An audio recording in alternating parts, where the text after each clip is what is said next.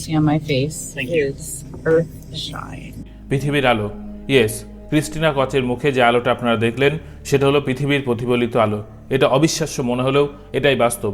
যখন তারা চাঁদের দিকে যাচ্ছিলেন, পৃথিবী থেকে 1,60,000 কিলোমিটার দূরে ছিলেন, তখন এই ভিডিওটা তিনি তুলেছেন। কি অসাধারণ দৃশ্য, আমি তো চোখ ফেরাতে পারছি না এই দৃশ্যের দিক থেকে।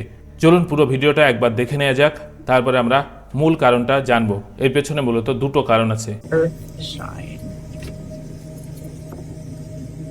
দেখতে পাচ্ছেন ক্যাপসুলের কাচের মধ্যে আইফোনের ছবিটা দেখা যাচ্ছে।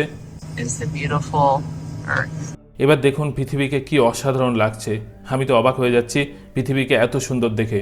সত্যি পৃথিবী ব্রহ্মাণ্ডের মধ্যে অন্যতম শ্রেষ্ঠ, অন্যতম সুন্দর একটা গ্রহ, যাকে মহাকাশ থেকে এত সুন্দর দেখতে লাগে। যেমনটা আপনাদের বললাম যে পৃথিবীর প্রতিফলন ক্ষমতা অনেক বেশি, সেটা প্রায় 40 থেকে 50 গুণ বেশি চাঁদের থেকে।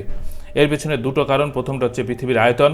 আমরা জানি যে চাঁদের পৃষ্ঠ থেকে পৃথিবী পৃষ্ঠের আয়তন প্রায় 13 গুণ বেশি, ফলে আয়তনে বড় হলে তার প্রতিফলন ক্ষমতা বেশি হবে, সেই কারণে সে সূর্যের আলোকে বেশি প্রতিফলিত করে। আর 2 নম্বর হচ্ছে কি দিয়ে তৈরি, অর্থাৎ মেঘ, জল, এইগুলো।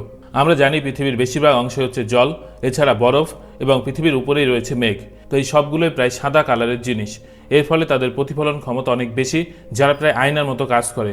ফলে সূর্যের আলোর অনেকটা অংশ তারা প্রতিফলিত করে পুনরায় ফিরিয়ে দেয়। কিন্তু আমরা জানি যে চাঁদের পৃষ্ঠ পুরোপুরি সাদা না, এছাড়াও আবার তার কোথাও কোথাও গর্ত রয়েছে যেগুলো হচ্ছে কালো।